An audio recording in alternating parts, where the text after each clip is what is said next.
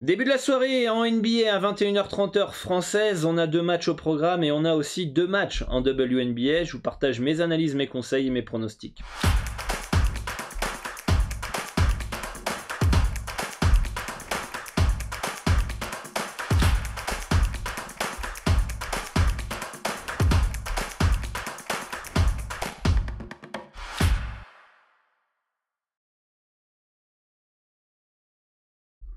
Hello à tous, ici Dorado, j'espère que vous avez la forme. Voici le programme du jour avec les Bucks qui vont recevoir Boston à 21h30 heure française, Golden State qui reçoit Memphis et enfin on a 2 matchs de WNBA qu'on abordera dans cette émission. Aussi une émission qui est constituée en plusieurs parties, les résultats des derniers pronostics et des conseils qu'on a pu donner lors de la dernière émission. La deuxième partie, les analyses et les matchs du jour avec les pronostics du jour. Et en troisième partie, une troisième partie qui ne sera pas présente aujourd'hui puisque je n'ai absolument rien repéré en performance joueur. Normalement, on a les performances joueurs. Bon, bah, cette fois-ci, ça va être la WNBA.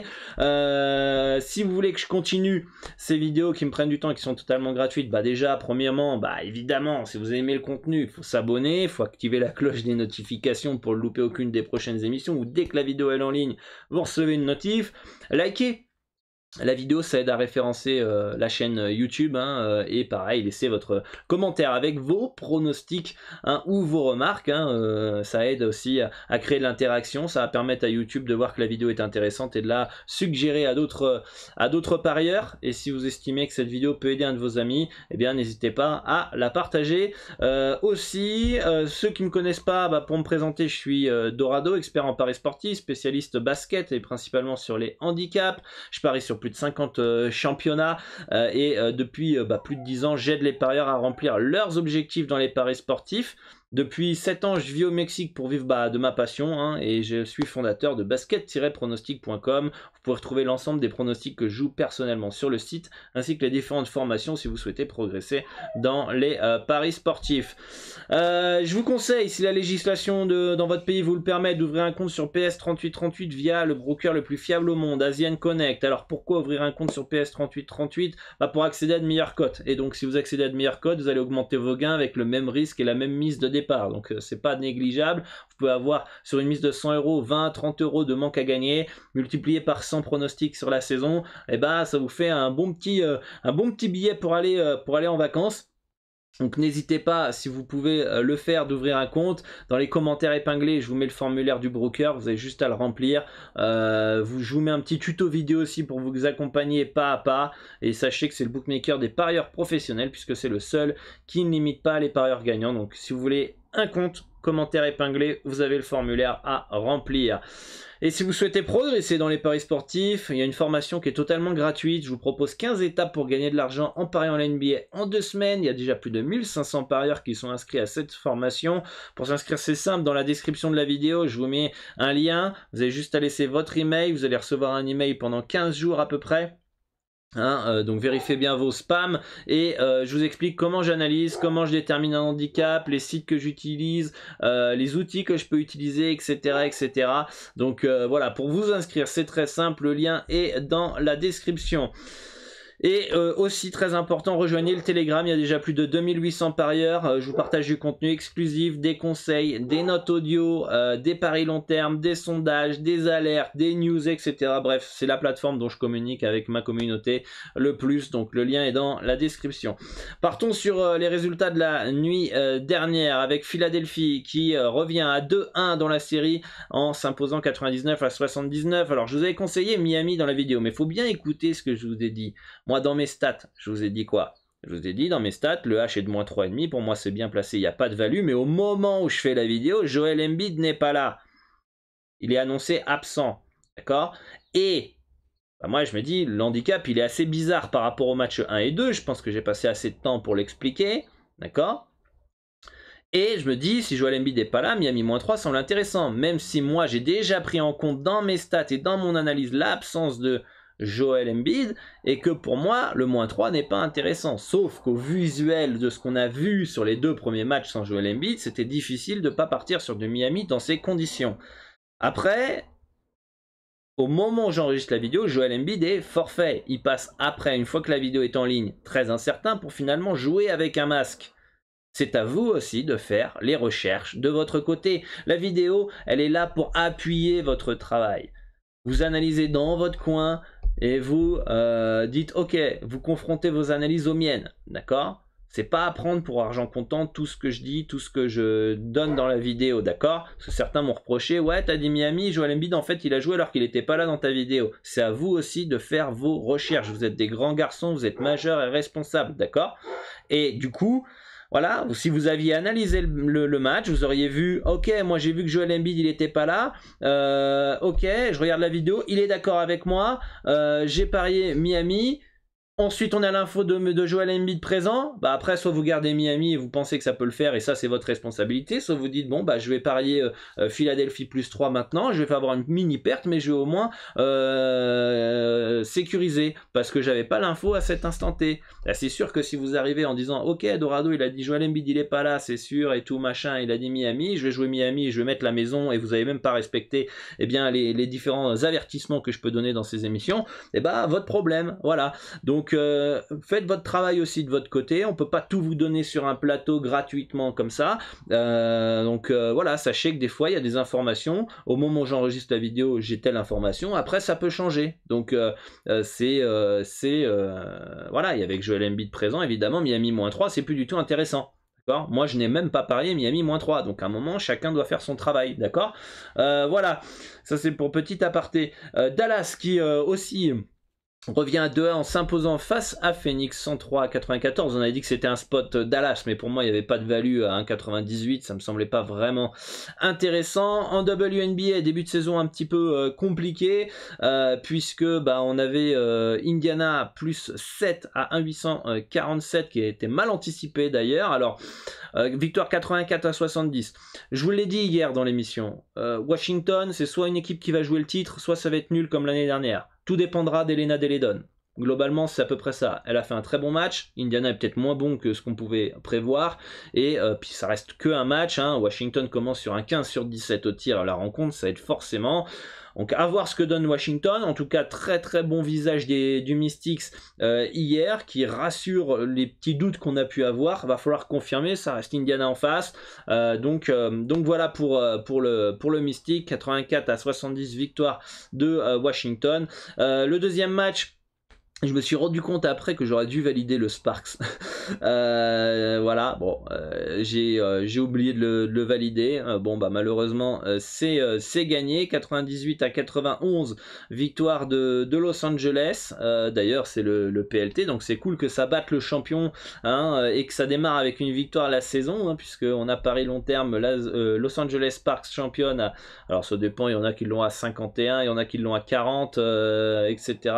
Donc on a une belle cote sur ce PLT, donc ça c'est plutôt cool, un bon début de saison pour Los Angeles.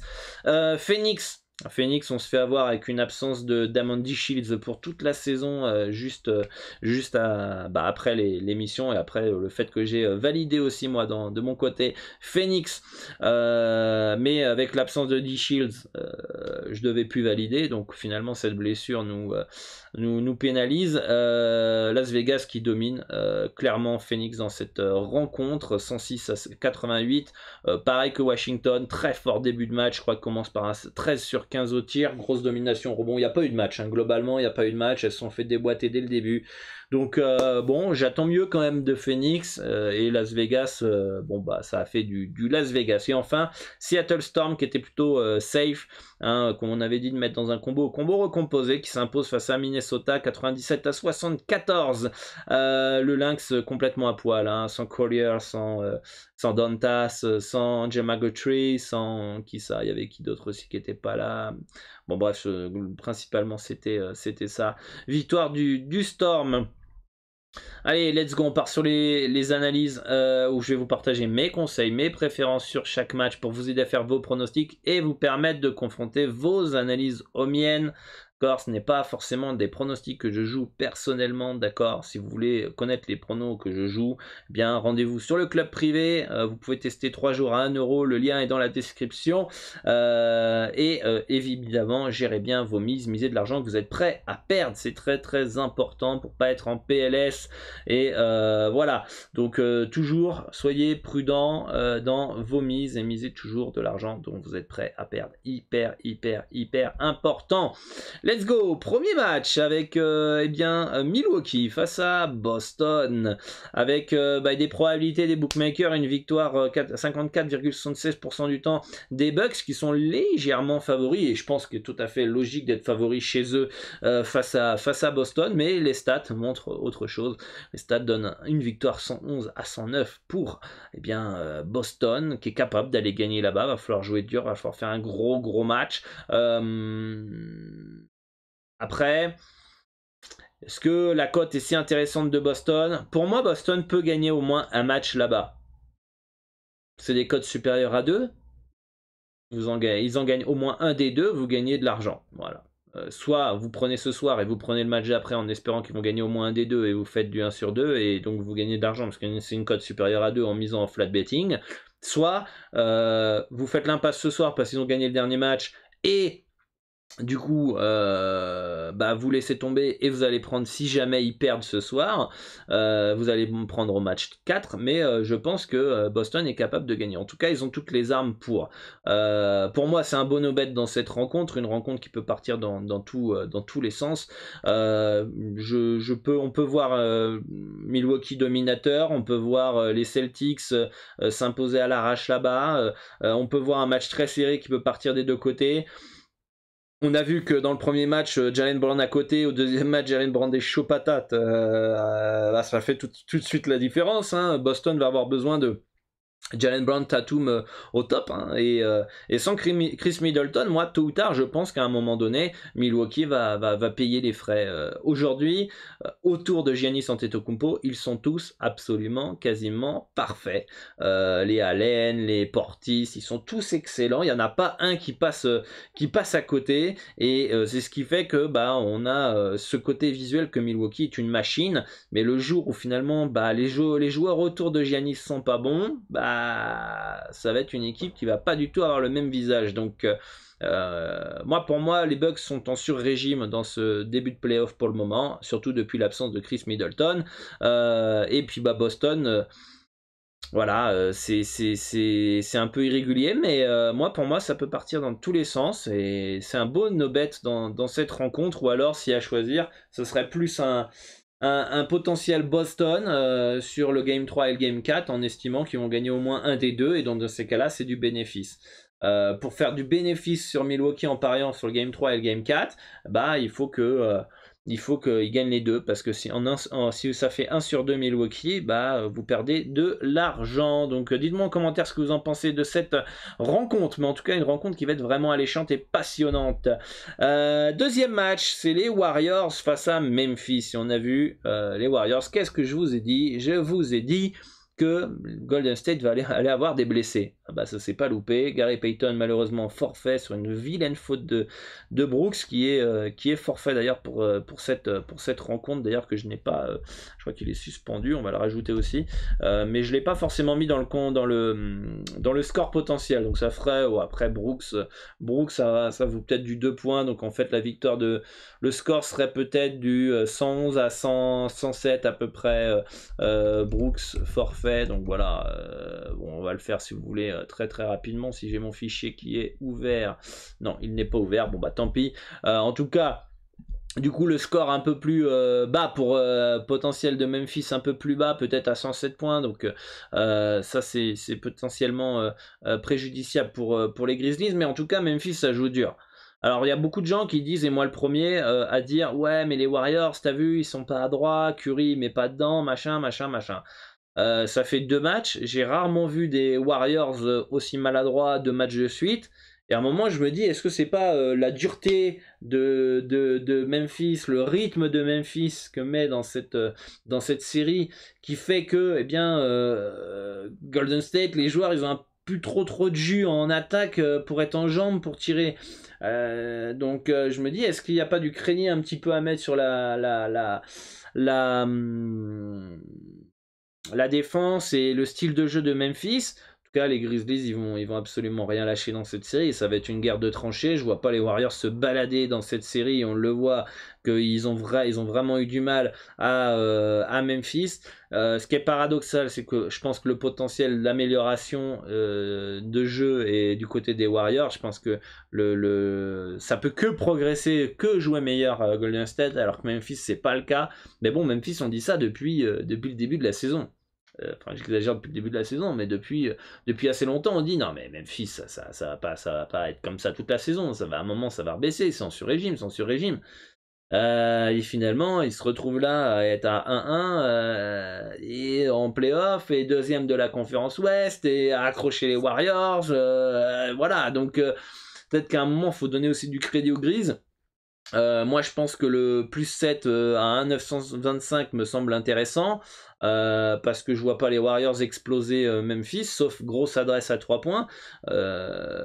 Donc, je pense que Memphis est capable de résister, d'avoir un autre match disputé et serré. Je vois quand même Golden State s'imposer, donc vous pouvez jouer du Golden State en sec, hein, on va le mettre ici, hein, GSW en sec, hein, Moneyline. Je sais plus c'est combien la cote, vous pouvez les prendre. Moi, ce que je vois juste, c'est que je vois pas les Warriors gagner plus de 7 points dans cette rencontre parce que je m'attends à un match assez disputé et serré. Un match un peu comme les deux premiers, avec un peu plus d'adresse du côté des Warriors qui permettent à Golden State de s'imposer de 5 points, 4 points, mais voilà, je pense que les Warriors gagneront, mais je pense pas que ça serait une fessée, sauf, comme je vous le dis encore une fois, mais ça c'est dans tous les matchs, on l'a vu en WNBA, il y a eu fessée, pourquoi? Parce qu'il y a eu une grosse adresse en face aussi, donc il faut qu'il y ait une grosse adresse pour qu'il y ait fessée et que l'autre côté ça se casse la gueule finalement et ça mette pas un panier, même pas un pied devant l'autre, donc voilà, préférence Memphis plus 7 et Golden State sec Moneyline dans cette rencontre. Partons donc sur les résultats des performances joueurs hier. Putain, mais c'est incroyable les amis. Thaïs Maxi qui on a pris en under 2,5 à panier à 3 points. Et je vous le dis hier, je vous dis à chaque fois qu'on prend un under, et notamment à 3 points, sur des joueurs qui sont pas spécialement des gros shooters, ils sont tout le temps en feu le soir où on les prend. 5 sur 6 à 3 points maxé, alors que l'autre fois on a Stephen Curry qui a galéré à marquer 3 paniers à 3 points, quoi. C'est fou. Bref, c'est le seul PP qu'on n'a pas passé. Il fait plus de 3,5 passes, et pareil, Jalen Brunson il fait 2,5 passes. Et un peu dégoûté, le gros code bonus, Luka Doncic triple double à 4,35. On est à une passe de le passer. Il marque plus de 10 points déjà, il prend 12-13 rebonds. Et il fait 9 passes décisives. On échoue à rien du tout le triple-double, c'est dommage. C'est dommage parce que ouais, il y avait la place. Je pense que c'était un bon bet. On avait bien senti le coup. Malheureusement, il fait que 9 passes. Voilà. WNBA maintenant avec le Liberty face au Sun de Connecticut. Connecticut qui part logiquement favori. Une des équipes les plus costauds, les plus dures, les plus rudes de toute la WNBA, une équipe qui a très peu changé par rapport à l'année dernière, qui auront donc les mêmes principes, grosse défense, bon collectif. Ça a été une grosse saison de la part du Sun, même si on n'a pas été en finale de WNBA. Jonquel Jones MVP va devoir encore porter cette équipe. Alors on a Dewana Bonner qui est forfait, ainsi que Courtney Williams forfait dans cette rencontre. L'absence de Courtney Williams, qui est leur recrue de cet été, qui revient d'ailleurs à Connecticut, qui était déjà chez le Sun il y a 2-3 ans, donc elle connaît déjà l'équipe, fait que malheureusement je ne valide pas Connecticut au niveau du handicap, sauf si ça continue de baisser. En tout cas, ce que je peux vous recommander, c'est du Connecticut à 1,387 dans un combo recomposé. Je vois quand même le Sun trop physique et dur, hein, pour ces jeunes New-Yorkaises. Alors attention New York, hein. New York, on l'a vu, ça a normalement bombardé à 3 points, par contre ça perd énormément de ballons, hein, et face à Connecticut, si tu perds des ballons, ça va être très très dur de gagner le match, et ton seul espoir ça va être l'adresse à 3 points. Il y a Sabrina Ionescu qui est monstrueuse et qui porte cette équipe, qui est capable limite de gagner à elle seule, mais je vois quand même le Sun beaucoup plus costaud et il devrait s'imposer. Et puis un match assez défensif, rugueux, donc un petit under 162 points à 1,934 me semble potentiellement intéressant dans cette rencontre. Mais New York finalement a surpris beaucoup d'équipes l'année dernière grâce à son adresse à 3 points, mais n'a pas pu franchir un cap à cause de beaucoup de balles perdues. Alors ils ont changé de coach, c'est la coach de Phoenix qui est arrivée à New York si je me trompe pas. Je suis pas très fan de cette coach, même si c'est une légende de WNBA. Est-ce qu'elle va révolutionner cette équipe de New York? Je ne sais pas, mais en tout cas pour moi victoire de Connecticut ce soir. Et enfin le dernier match de WNBA, c'est Dallas face à Atlanta. Dallas qui part logiquement favori, grosse absence du côté de Atlanta, Tiffany Haynes qui n'est pas là, et les deux recrues je crois de cet été, non Satou Sabali, non c'est pas une recrue, elle était déjà là si je me trompe pas, à moins que je confonds avec une autre, parce qu'il y a deux qui s'appellent Sabali aussi, et McCown, la grosse recrue d'Indiana de cet été, ne sera pas là ce soir. Ça n'empêche pas le Wings d'être favori dans cette rencontre. La seule scoreuse on va dire de Atlanta n'est pas là, elle perd Elizabeth Williams, elle perd Courtney Williams aussi, qui était peut-être de joueuse expérimentée du côté du Dream. Pour moi Atlanta est en complète reconstruction. Dallas a été bluffante l'année dernière, portée par Gumbale, vraiment monstrueuse. Donc pour moi victoire de Dallas, mais pour moi c'est très très bien placé, il n'y a aucune value dans cette rencontre, donc c'est un beau no bet. Et voilà pour cette émission. Si vous voulez suivre l'ensemble de mes pronostics, je vous le rappelle, vous pouvez tester 3 jours le club privé pour 1 €, le lien est dans la description du site, hein, et n'hésitez pas à vous créer un compte sur basket-pronostic.com, c'est totalement gratuit, ça vous permettra de temps en temps d'avoir des pronostics gratuits dans l'espace mon compte, donc le lien du site est dans la description. Et si vous voulez échanger avec le chien et l'ensemble de la communauté et moi-même, rendez-vous sur le Discord, le lien du Discord est dans la description, vous pourrez échanger sur l'ensemble des sports, foot, tennis, basket, etc. Il y a des challenges, des tutos, etc. Et voilà, moi je vous dis bonne chance pour vos pronostics et à très très bientôt pour une nouvelle émission. Ciao ciao.